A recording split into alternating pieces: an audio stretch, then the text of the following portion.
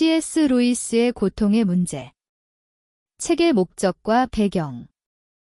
주제, 고통의 존재와 하나님의 선하심, 전능하심이 어떻게 공존할 수 있는가? 배경, C.S. 루이스는 기독교 신앙을 옹호하는 변증가로 고통의 문제에 대한 지적인 논증을 제시하고 있습니다. 이 책은 철학적, 신학적 관점에서 고통의 의미와 목적을 설명하고 고통 속에서도 하나님의 사랑과 선하심이 어떻게 드러나는지를 설명합니다. 핵심 문제 제기. 만일 하나님이 전능하시고 선하시다면 왜 세상에는 고통이 존재하는가? 이 질문은 루이스가 해결하고자 한 중심 문제입니다.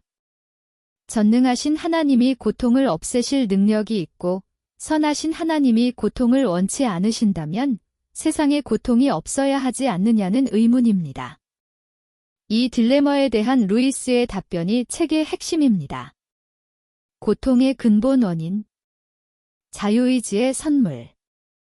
하나님은 인간에게 자유의지를 선물로 주셨습니다. 그러나 이 자유의지는 하나님의 뜻에 반하는 선택도 가능하게 만듭니다. 아담과 하와의 타락이 그 예입니다. 인간의 자유의지는 선을 행할 가능성을 주었지만 동시에 죄를 범할 가능성도 주었습니다. 하나님이 인간을 로봇처럼 만들지 않으셨기 때문에 인간의 자유의지로 인해 고통이 세상에 들어왔습니다. 자연의 법칙. 세상은 일정한 법칙에 따라 움직이도록 설계되었습니다. 중력, 시간, 공간 등. 자연의 법칙이 없으면 세상은 예측 불가능해지지만 자연의 법칙으로 인해 불가피한 고통, 자연재해, 질병 등도 발생합니다. 예를 들어 중력 법칙이 있어야 우리는 땅 위에 설 수 있지만 같은 법칙 때문에 추락하면 죽을 수 있습니다. 고통은 자연 법칙의 필연적인 결과로서 발생합니다. 죄와 타락의 결과. 인간의 죄로 인해 피조세계 전체가 타락했습니다. 인간의 불순종으로 세상의 죽음, 고통, 질병, 재난이 들어왔습니다. 루이스는 고통의 문제는 단순히 인간의 잘못된 선택으로 인한 것만이 아니라 이 세상의 타락한 본성 때문이라고 설명합니다. 고통의 목적과 의미.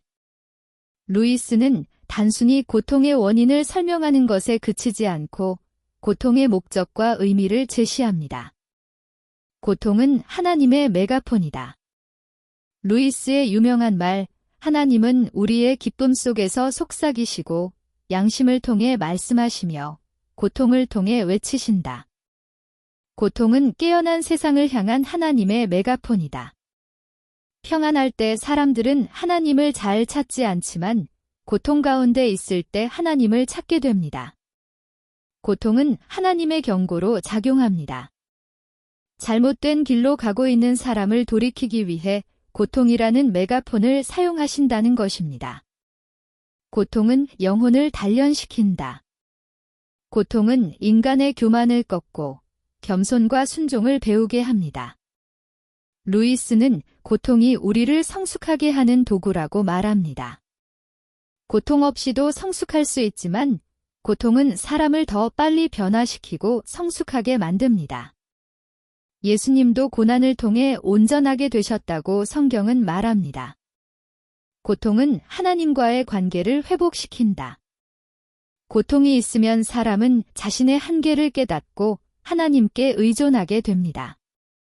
고통은 교만을 꺾고 하나님을 바라보게 하며 사람을 더 하나님의 형상에 가까운 존재로 변화시킵니다.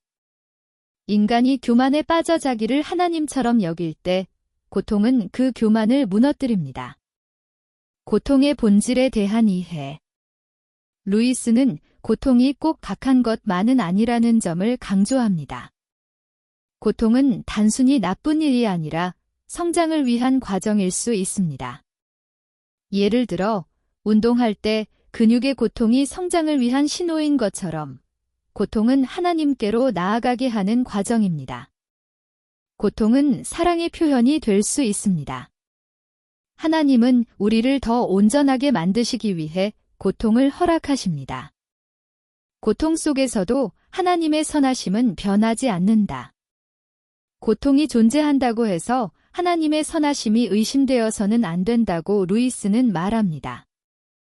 예를 들어 부모가 아이의 성장을 위해 때로는 고통을 허락할 수 있습니다. 훈육, 예방접종 등. 마찬가지로 하나님도 사랑의 아버지로서 고통을 통해 우리를 온전하게 하십니다. 선함과 고통의 공존은 하나님의 선하심을 증명하는 것이며 하나님은 고통 속에서도 우리를 절대 버리지 않으십니다. 고통의 문제에 대한 종합적인 결론. 고통은 하나님의 실패가 아니라 사랑의 표현이다. 하나님은 우리가 성숙하고 의로워지기를 원하시기 때문에 고통을 허락하십니다. 고통이 없다면 우리는 하나님 없이도 충분하다고 착각할 것입니다. 고통은 하나님의 은혜의 통로다. 고통을 통해 하나님은 우리에게 말씀하시고 우리의 자아를 부수어 겸손하게 만드십니다. 고통은 인간을 더 하나님의 형상으로 변화시키는 과정입니다. 고통은 잠시지만 영광은 영원하다. 루이스는 고통이 영원하지 않다는 점을 강조합니다. 고통의 끝에는 하나님의 영광스러운 회복과 새 창조의 약속이 있습니다. 화 내러티브 관점 해석. 현대 문화는 고통을 회피하라는 메시지를 끊임없이 보냅니다. 그러나 루이스의 관점에서는 고통은 회피해야 할 대상이 아니라 의미를 발견해야 할 대상입니다. 예를 들어 영화 굿 윌 헌팅의 주인공 윌은 과거의 상처로 인해 관계를 거부하지만 고통을 인정하고 자신의 문제를 직면하면서 성장합니다. 현대인은 고통을 피하고 회피하지만 성경은 고통을 하나님의 다루심의 도구로 봅니다. 결론, 고통은 하나님의 손에 있는 메가폰. C.S. 루이스는 고통을 단순히 피해야 할 것으로 보지 않았습니다. 고통은 하나님의 사랑의 신호이자 사람을 하나님의 형상에 더욱 가깝게 만드는 성화의 도구입니다. 고통 없는 영광은 없다는 메시지를 통해 고통의 의미와 하나님의 선하심을 동시에 설명합니다. 하나님은 우리의 기쁨 속에서 속삭이시고 양심을 통해 말씀하시며 고통을 통해 외치신다. C.S. 루이스